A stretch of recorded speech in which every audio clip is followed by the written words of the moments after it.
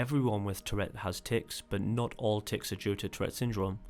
To be diagnosed with Tourette, there has to be both motor and vocal tics present. These have lasted longer than 1 year.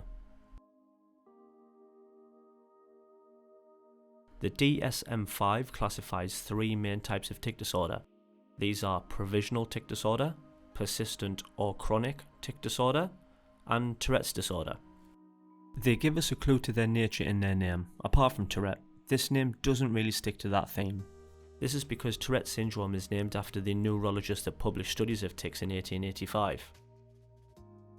The Diagnostic and Statistical Manual of Mental Disorders, the 5 meaning the 5th edition, is published by the APA and is the most up-to-date publication. The DSM classification is used to diagnose various mental disorders. It will help us understand what each of these tic disorders consist of and what makes them unique. What makes tics Tourette syndrome? For tics to be classed as Tourette, both multiple motor and 1 or more vocal tics have been present at some time during the illness, although not necessarily concurrently. The tics may wax and wane in frequency, but have persisted for more than 1 year since first tic onset. At least 2 motor tics and 1 vocal tic need to be present in an individual. Motor tics are the movement-based tics. Vocal tics are the sounds, words, and/or phrases. What makes tics persistent or chronic tic disorder? Single or multiple motor or vocal tics have been present during the illness, but not both motor and vocal. The tics may wax and wane in frequency, but have persisted for more than 1 year since first tic onset. Criteria has never been met for Tourette's disorder in the past.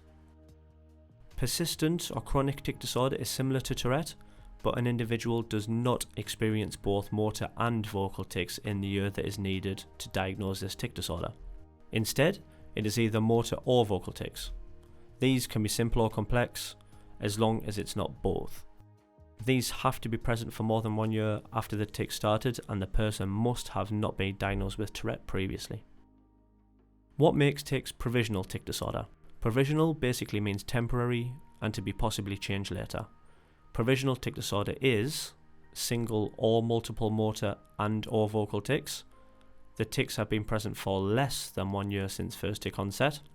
Criteria have never been met for Tourette's disorder or persistent motor or vocal tic disorder.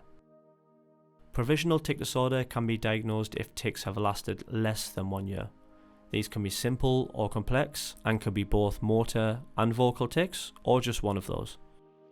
This diagnosis can change if the tics last longer than the year needed to diagnose persistent tic disorder or Tourette. Please help my channel out by giving it a like or a comment or even subscribing. It really means the world to me.